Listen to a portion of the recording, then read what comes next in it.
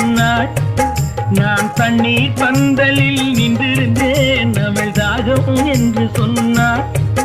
நான் தன்னன் தனியாய் நின்றிருந்தேன், அவள் மோகம் என்று சொன்னாள். நான் தன்ன